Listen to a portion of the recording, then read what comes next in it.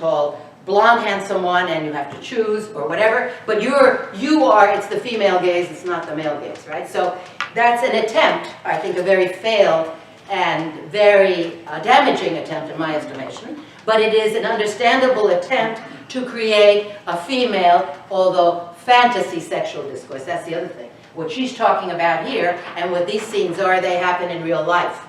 Whereas in romance novels, all the shit that happens there doesn't happen in real life. So to have that female sexual discourse among females, because it's female writers and female readers, it's a totally one-sex sort of thing, you have to go into a fantasy world. So it doesn't really solve the problem, but it creates some sort of power of some sort, at least in your reading. Okay, so let's look at some of these terrible examples here. And she says here on 574, women have no discourse with which to speak about female sexuality and female desire. This is what I just said. The discourses available in contemporary Western language when we speak about sex are geared to articulating men's interests about sexuality. So not just that word I told you, but everything altogether. So here is some horrible female desires is absent from the discourse. So here is one. This woman tells about her kind of a first sexual experience, one of her first sexual experiences, and she's still so upset about it. This happened to her at age 16 at a beach concert where they're picked up by 3 lifesavers. 2 of her friends and 2 of the men disappear into the darkness, leaving her with the 3rd guy. So they're the leftovers. You've seen that in high school, I'm sure, right?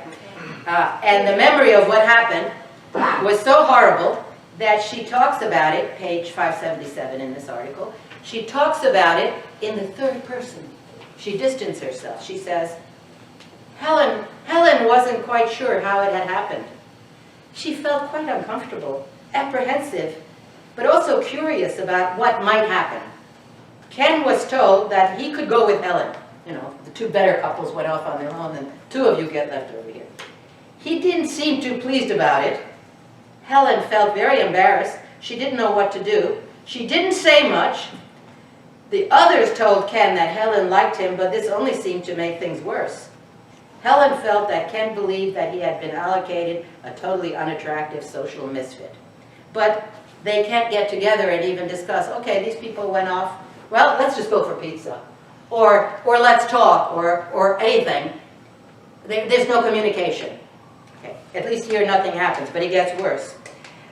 So it said it would be unintelligible within the social practice for Helen to convey to Ken that she understood his discomfort.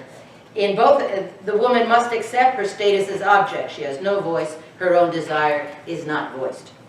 And here is another one which is more disgusting. Kind of the same situation, that she ends up with a guy and she is in the, oh God, it just reminds me when we used to go to movies. People don't do that anymore. You went to movies to make out and sat in the back. So I know it's not done anymore. So you'll say, none of this happens to you because it's all outdated. I know you're going to say that. What? I missed the movie? Yes. Now there's Netflix. People don't have That's what I'm saying. That part of the culture has changed. Yes, okay. So you're going to say, this can't happen to you. This is my generation. But okay. So Anne was 15 and she tells the story about my brother's best friend's brother is my enemy. So she ended up in a situation like this that she couldn't just say no because he was her brother's best friend's brother. So they ended up sitting in the movie in the back. Craig was her brother's best friend's brother. Okay. He invited her to the movies. They sat in the back row of the stalls. Very important. As soon as the movie started, he grabbed her hand with his clammy one and placed it on his trousers, through which she could feel a huge erection. This was everyday stuff, believe me.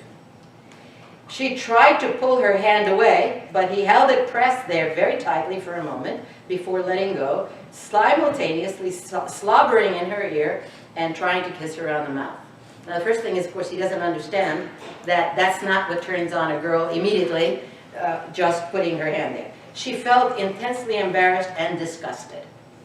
He repelled her physically, but she couldn't make a big scene, slap his face, or get up and walk out because of the social relationship. So she ends up not speaking at all. One more, a guy says he's going to take her home, and he says that he needs to stop off at his house first to get a cup of coffee. Now you know you shouldn't fall for that, right? So there was no mention, as soon as we got into his house, there was no mention of coffee. He almost immediately turned off the light and started to try to make love to her. She's saying it in the third person too. She said very firmly that she was not going to do this. And then he swore at her, calling her a prick tease, a cunt, fucking bitch, and was really quite nasty, and she left, unlike the woman in the Ansari story. So, what all these stories show is, one, the woman is silent, she doesn't dare speak up, and there is, and if she did, presumably there's also an absence of shared meaning, and an absence of shared understanding of the body, because these are teenagers who are sort of just beginning to do this, and the guys, and so much of the pornography they saw is exactly like that. Let's do it immediately, and they have no understanding that the women would not react to that. And so it's full of, all these little passages are full of sayings like, he didn't seem to hear her. He just carried on as if she hadn't said anything. So either sometimes she didn't say anything, but when she did, it didn't make any difference. And what happens here, says the article, is because there are no shared meaning, no shared discourses, both boys and girls, he says men and women, but these are really teenagers they're talking about, turn to the prevailing discourses. And what are those prevailing discourses? The pornography, the ads, all the stuff we see in popular culture, which is part of primarily the male sex drive discourse, unless you're reading Harlequin romances. And here's the most unromantic one, and then we'll finish, almost finished with this, a woman's first sexual encounter. She kept on trying to put him off, and she tried, but I'm a virgin. But he replied, so am I. What's that got to do with it? She just had to say she didn't want to, but that sounded a bit weak. Every day for 2 weeks they met, drank port. Gradually he wore down her resistance. When she finally allowed him in, it was a bit of an anticlimax, and he seemed to take it for granted. So there is nothing she can say about that first encounter that gave her a memory of pleasure, but just kind of, again, non-communicating. Finally, women are then unable to negotiate, so no negotiation, about sexual practice as long as they are regarded by the men, and hence to some extent by themselves also as objects. So the patriarchal society, as in catcalls, considers them as objects, but these examples show that they accept to some degree that status. It makes me think of that one short story from the New Yorker, Cat Person, that came out about a year ago and like caused a big ruckus about, it was like the girl's point of view. It was like a college-age girl who went on a date with like an older 30-something guy. Oh, and when they looked up after, you're like inside her head of like all the reasons she doesn't want to do it, but she's going through with it because she's like thinking of how much he wants her. Which is already, that's wonderful. That's not even, that's an extra thing, yes. Yes, well, you should bring that in or send it to all of us. Yeah, that would be great. I would love to add that to it. For men, negotiation seems to be irrelevant in many of these sexual encounters. And then there is a very interesting coda that in teenage homosexual encounters, as opposed to heterosexual encounters, they propose that perhaps because heterosexual men and women, we're talking about teenagers again here, are uncertain as to the desires of the other, and they don't have the language of the other, it is possible that on one hand sexual excitement are heightened by this sense of difference, but also on the other hand there's the problem that they don't know what the other person is like, and in a homosexual encounter, when the body reaction of the other are not alien and so forth, like the boy has an erection and the other's reaction to that is a male reaction, so that it goes more easily. That is what they are proposing here. Somebody can study that. I'm not going to make an opinion on that. Okay, and we can compare this to hookup culture. Remember, just think back to the Armstrong and et al. Article about hooking up. And here there is a short piece in the New York Times about hookup culture. We still never defined it. Let's define hookup culture, because you're going to say, that article I just read to you from, oh, we don't do that anymore, we don't go to the movies, we don't have to do this, we're more open. Okay.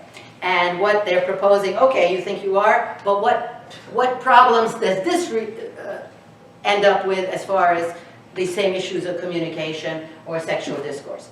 Okay, how would you define hooking up? And here is a whole book by Lisa Wade, 217, American Hookup, The New Culture of Sex on Campus, and she gives a definition of hookup culture. So let's contrast that to what we just read in this article where he's taking her to the movies and she doesn't want to put her hand on his heart on. Okay, so give me some definitions of hookup culture. What would go up into, what is a hookup?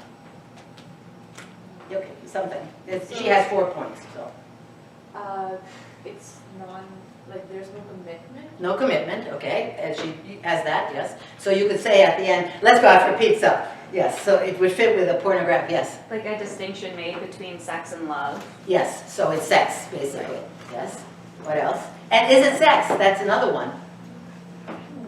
No, that's the one that nobody can say. So here it is. She gives 3 criteria, I'm sorry. A hookup involves some form of sexual intimacy. So it could just be putting her hand on his sexual organ, say, and no commitment, but it still would be, for some people, hookup. Remember President Clinton and the whole sexual affair that he had. Part of the thing was that they didn't have sexual intercourse, but it was oral, and therefore he at one point claimed, I did not have sex with this woman. And for hookup culture, that would not work. That would be a very traditional definition of, that I did not penetrate her, in other words, right? So it would involve some kind of sexual intimacy. 2, a hookup is brief. So it can't be an ongoing kind of thing. You can hook up with the same person several times, but it's still not an ongoing thing. And 3, this is most important, she says in this book, a hookup is intended to be purely physical in nature and involves both parties shutting down any communication or connection that might lead to emotional attachment. So what do we have here? The third part, what is the difference between this and what I just read you in the other article? There is no emotional attachment either. Just in each of those women, they didn't want to do it, and they mostly ended up doing something, from putting their hand on his dick to having sex, depending on, but they never wanted to do it. Whereas here, hookup culture is saying, you're in it voluntarily, and you also agree that you don't want to have commitment. Right? So, is that more gender equal? We don't have to get into that. That's not a linguistic question. So I don't want to get into that. Okay, here is now a really funny one. Remember, we've talked about Deborah Tannen, although we never talked about her enough. But she's the linguist who had these popular books, and one of her books that became very popular was called You Just Don't Understand, 1990. This is the Rutherford Barrett I'm talking about. Oh, by the way, the article is called Stick Your Adjective Noun in My Adjective Noun. See if you get it. Teaching Women to Talk Dirty. Okay, now, Deborah Tannen's books, even though she's a real linguist and she says real linguistic things in there, are part of the genre of self-help books, which women read. You know, how to be more glamorous, how to lose weight, how to get the right man, whatever. Okay? So when her book came out, even though it was about heterosexual couples and how they talk, so in theory it was a linguistic book, but in the end it always was only for women, and there was advice at the end. So there was the story, for example, of the man who forgot to mail the letter, very important letter that he was supposed to mail for his wife, and 3 days later she finds it in his car, and he says, oh, I forgot. And she says, the author, Deborah Tannen, well, you women who are reading this, you should understand that men don't like to apologize, and so you just have to understand that, you know, men are like that, and that's totally untrue, because if he didn't mail the letter for his boss, and the boss found the letter, he would have to either apologize profusely, or say, oh, or even more, say, I'm so sorry, my grandmother died 1 hour before, and I ran to the hospital and the cemetery, and that's why I forgot about it, right? He would have to apologize. So it's a thing of power, and it's a loss of masculinity, and that's why he doesn't want to apologize. So, but the point of Deborah Tannen's book, again, it's supposed to be about male and female relationships, but it's really advice